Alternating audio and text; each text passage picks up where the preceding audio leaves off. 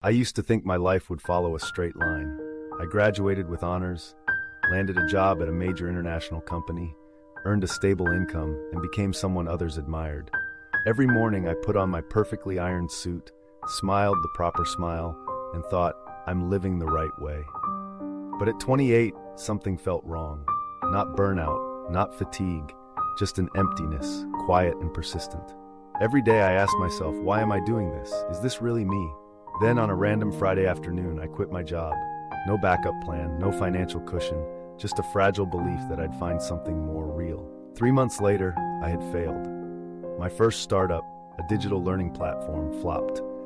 I burned through my 6 years of savings, lost most of my friends, and even avoided social media because I didn't know how to answer the dreaded, "How's everything going?" I lived in a tiny, hot apartment, sleeping on an old backpack because I couldn't afford a bed. I'd stare at the ceiling, tears silently rolling down, feeling utterly worthless. One night, I had less than $5 left in my bank account. Then came a call. My mom had been hospitalized due to high blood pressure. I took the last bus home, pressing my phone tightly in my palm, heart tangled in guilt. I had nothing to offer but worry. As the bus rumbled through the night, I asked myself, where did I go wrong? I began taking on freelance gigs, translating articles, ghostwriting blog posts, random content work. Some nights I stayed up till 3 a.m. writing a 1,000-word article for a few bucks.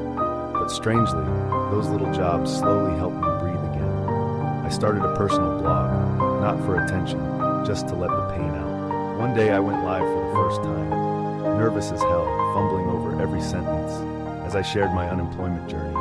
Afterward, I got a message. Thank you. I'm going through a crisis too, and your story made me feel less alone. I stared at the screen, eyes welling up. That night I cried, not from failure, but because for the first time in months, I felt useful again. My best friend Emma was the only one who stuck around. She once transferred me $20 with a short message. No need to pay me back, just don't give up. That line became my anchor. I stopped dreaming of a perfect life. I just hoped I could keep moving, one small step at a time. Brick by brick, I rebuilt. A blog post went viral. Someone invited me to speak at a small event. A stranger emailed me saying my words had comforted them. I didn't need fame or fortune. I just wanted to live honestly. And honesty is terrifying. It forces you to face your wounds, your doubts, the failures you hid so carefully.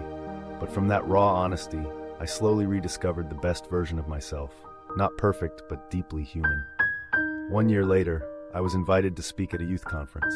I stood on stage, not listing my achievements, but telling the truth about sleepless nights, about crying over an empty fridge, about nearly giving up.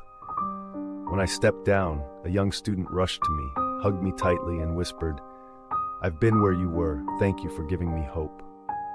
I'm no longer the successful person I once imagined, but I'm real. I write, I speak, I connect with thousands. Not because I have all the answers, but because I've been through the darkness and found light. I'm no longer afraid of failure, because I've learned how to rise.